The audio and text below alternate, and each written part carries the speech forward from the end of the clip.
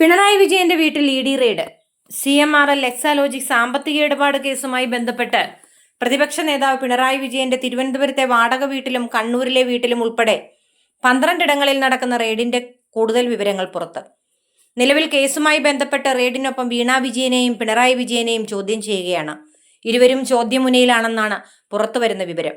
അതേസമയം പിണറായി വിജയന്റെ കണ്ണൂരിലെ വീടിന് മുന്നിൽ CPM പ്രവർത്തകർ തമ്പടിച്ചിരിക്കുകയാണ്. കേസിൽ ED അന്വേഷണം തുടരാമെന്ന ഹൈക്കോടതി ഉത്തരവിന് പിന്നാലെയാണ് നടപടി. എന്നാൽ സംഭവത്തോട് ഇപ്പോൾ പ്രതികരിക്കാനില്ലെന്നാണ് പാർട്ടി സെക്രട്ടറി MV ഗോവിന്ദൻ പറയുന്നത്.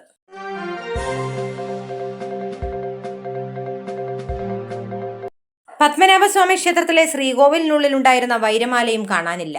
ശബരിമല സ്വർണ്ണക്കൊള്ളയുമായി ബന്ധപ്പെട്ട വിവരങ്ങൾ പുറത്തു വന്നതോടെ കേരളത്തിലെ മറ്റു ക്ഷേത്രങ്ങളിൽ നിന്നും ഇത്തരത്തിൽ സ്വർണവും വിലപിടിപ്പുള്ള വസ്തുവകകളും കവർച്ച ചെയ്യപ്പെടുന്നുണ്ടോ എന്നൊരു ചർച്ച ഉയരുകയും സംശയം ഉണ്ടാകുകയും ഒക്കെ ചെയ്തിരുന്നു. എന്നാൽ ഈ സംശയം സാധൂകരിക്കുന്ന തരത്തിലെ ചില വിവരങ്ങളാണ് ഇപ്പോൾ പുറത്തു വരുന്നത്.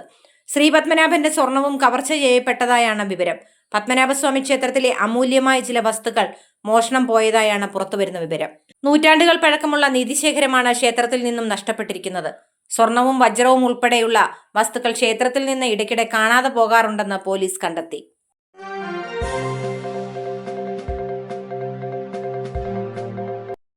അധികാരമാറ്റത്തിന് മുൻപ് വനം വകുപ്പിൽ അതിവേഗ തീരുമാനങ്ങൾ. പുതിയ സർക്കാർ അധികാരമേൽക്കുന്നതിന് തൊട്ടുമുമ്പ് വനം വകുപ്പ് എടുത്ത ചില തീരുമാനങ്ങൾ വിവാദമാകുന്നു.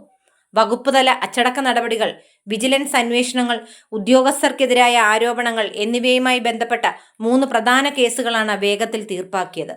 ഗുരുതര ക്രമക്കേടുകൾ കണ്ടെത്തിയ വനം വിജിലൻസിന്റെ റിപ്പോർട്ടുകൾ തുടരന്വേഷണത്തിന് വിടാതെ അവസാനിപ്പിക്കുകയും ആരോപണ വിധേയരായ ഉദ്യോഗസ്ഥരെ കുറ്റവിമുക്തരാക്കുകയും ചെയ്തു.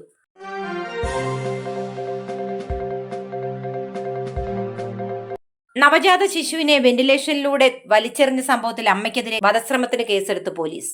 അവിവാഹിതയായ യുവതി മാനഹാനി ഭയന്ന് കുഞ്ഞിനെ കൊല്ലാൻ ശ്രമിച്ചതായാണ് പോലീസിന്റെ FIR-ൽ ഉള്ളത്.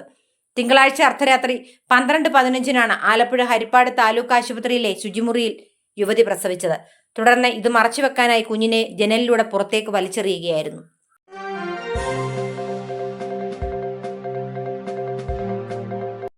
അബ്ദുൾ റഹീം നാടണയുന്നു. ഇമിഗ്രേഷൻ നടപടികൾ അവസാന ഘട്ടത്തിൽ. രാജ്യം വിടാനുള്ള ഇമിഗ്രേഷൻ നടപടികൾ കൂടി ഇനി പൂർത്തിയായാൽ ഉടൻ അബ്ദുൾ റഹീമിന് വീട്ടിലെത്താം. നാളെ വലിയ പെരുന്നാളിന് മുൻപ് റഹീം നാട്ടിലെത്തുമെന്ന പ്രതീക്ഷയിൽ കാത്തിരിക്കുകയാണ് അദ്ദേഹത്തിന്റെ ഉമ്മയും സഹോദരങ്ങളും. ഇന്നലെ അബ്ദുൾ റഹീമിന്റെ മോചന ഉത്തരവിൽ അധികൃതർ ഒപ്പുവെച്ചിരുന്നു. ജയിലിൽ നിന്ന് നേരെ നാടുകടത്തൽ കേന്ദ്രത്തിലേക്ക് അദ്ദേഹത്തെ കൊണ്ടുവരികയും അവിടെ വെച്ച് തിരികെ വരുന്നതിന് വിലക്കേർപ്പെടുത്തി നാടുകടത്തുകയും ചെയ്യും.